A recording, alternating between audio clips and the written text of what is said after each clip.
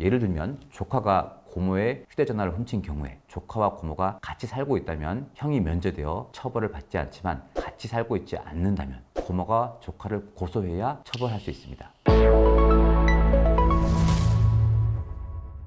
안녕하세요. 법무법인 백성의 안희준 변호사입니다. 오늘은 헌법재판소의 친족 상도로에 대한 헌법 불합치 결정과 관련돼서 꼭 알아두셔야 하는 법률 상식에 대해서 말씀드리겠습니다. 아까 친족 상도례라고 하셨는데 이게 정확히 어떤 걸 말하는 걸까요? 친족 간의 범행에 대해서 그 형을 면제하거나 고소가 있어야 처벌을 할 수 있는 특례를 말합니다. 그 친족 상도례에서 도는 도둑 또는 도둑질 도를 말합니다. 즉 친족 상호 간에 발생한 절도에 대한 규칙이라는 말인데, 실제 우리 법에서는 절도뿐만 아니라 다른 재산 범죄까지 준용해서 확대 적용하고 있습니다. 이 친족 상도를 둔 이유는 가정 내부의 문제에 대해서 국가 형벌권이 간섭하지 않는 것이 바람직하다는 정책적 고려와 함께 가족의 평온이 형사처벌로 인해서 오히려 깨지는 것을 막으려는 데 있습니다. 로마법에서도 법은 문지방을 넘지 않는다는 관습이 존재했다고 합니다. 저도 검사로 일할 때 사건을 처리하면서 제일 정신적으로 스트레스를 많이 받던 사건이 가족 간의 고소고발 분쟁이었습니다. 형사법을 적용하게 되면 가족관계가 돌이킬 수 없을 정도로 나빠지는 경우가 많기 때문입니다. 그러면은 모든 재산 범죄에 다 적용이 되나요? 그건 아닙니다. 절도, 사기, 공갈, 횡령, 배임 등 통상의 재산 범죄에는 적용되긴 하는데 강도와 재물손괴죄에는 적용되지 않습니다. 최근 박세리 선수 아버지에 대해서 사문서 위조로 수사 중이라고 언론에 나오고 있는데, 위조가 재산을 목적으로 이루어졌다고 하더라도 사문서 위조 자체는 재산 범죄가 아니기 때문에 친족 상도례가 적용되지는 않습니다. 다만 박세리 선수의 아버지가 박세리 선수의 재산을 횡령하거나 사기를 저질렀다면 친족 상도례가 적용돼서 처벌되지 않습니다.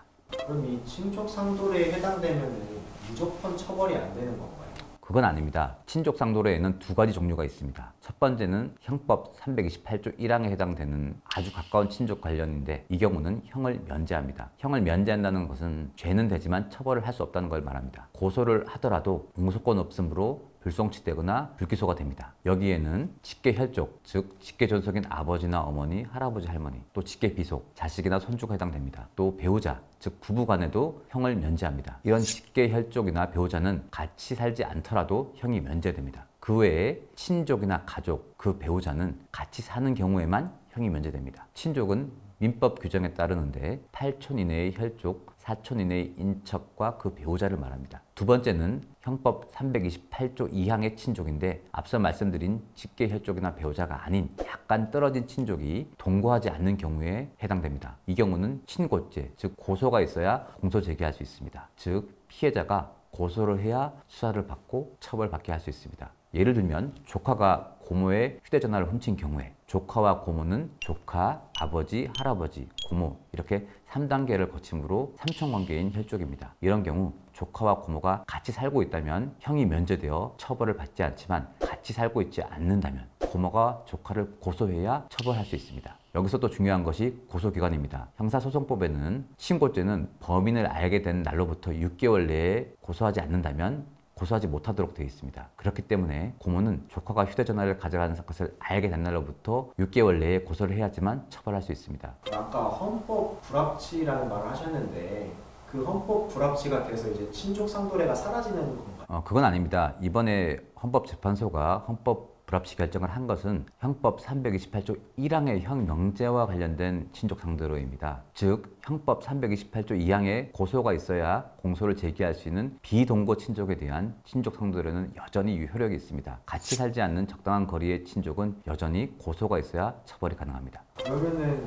이번에 이 친족 상도례 그 부분이 헌법 불합치된 이유가 무엇인가요? 헌법 제27조 5항에는 형사 피해자는 법률이 정하는 바에 의하여 당해 사건의 재판 절차에서 진술할 수 있다, 이렇게 규정하고 있는데, 형사 피해자의 재판 절차 진술권을 보장하고 있는 것입니다. 즉 피해자는 재판에서 억울함을 풀 수 있는 권리가 있는 것입니다. 그런데 현행 친족 상도례는 친족이라는 이유만으로 처벌이 되지 않기 때문에 이런 권리가 보장되지 않습니다. 피해자가 가족 내 취약한 지위에 있는 구성원인 경우 경제적 착취를 용인하는 결과를 초래할 수도 있고, 고액의 재산 범죄나 공갈, 특수절 도는 처벌 필요성도 있는데 이런 사건의 피해자는 재판 진술권을 침해당한다고 보았습니다. 이번에 헌법 불합치된 사건들도 지적장애 3급의 장애인에 대해 동거하던 삼촌이 준사기 횡령한 사건, 또 계부가 자신의 돈을 횡령한 사건, 파킨슨병을 앓고 있는 부친의 자녀들이 부친의 돈을 횡령한 사건, 동생과 그 배우자가 어머니 명의 예금을 횡령한 사건, 이런 사건에서 피해자들이 고소를 해도 수사가 진행이 되지 않자 헌법 소원을 제기했고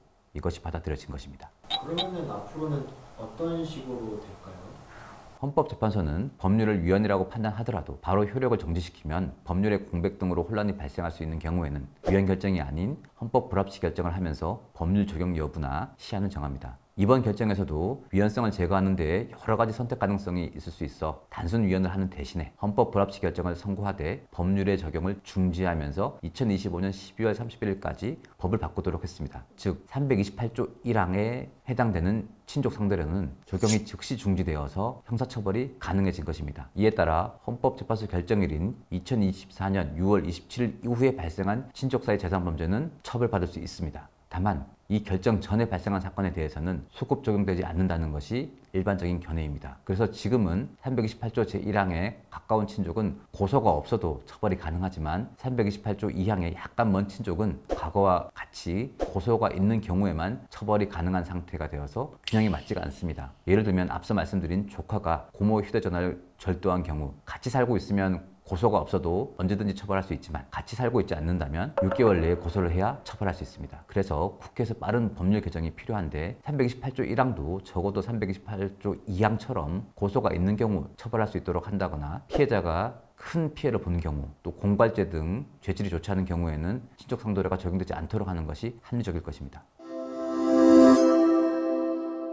오늘은 친족 상도례의 헌법 불합치 결정에 대해서 말씀드렸는데요. 앞으로는 친족 간의 재산 범죄에 대해서 과거와 달리 형사처벌이 될 수 있습니다. 특히 국회에서 법률이 개정되기 전까지는 가까운 친족은 고소가 없어도 처벌될 수 있습니다. 다만 동거하지 않는 먼 친족은 여전히 고소가 있어야 되고 6개월 내에 하셔야 됩니다. 지금까지 법무법인 백송의 안희준 변호사였습니다. 소중한 시간 함께해 주셔서 감사합니다. 내용이 도움이 되셨다면 구독과 좋아요 부탁드립니다. 감사합니다.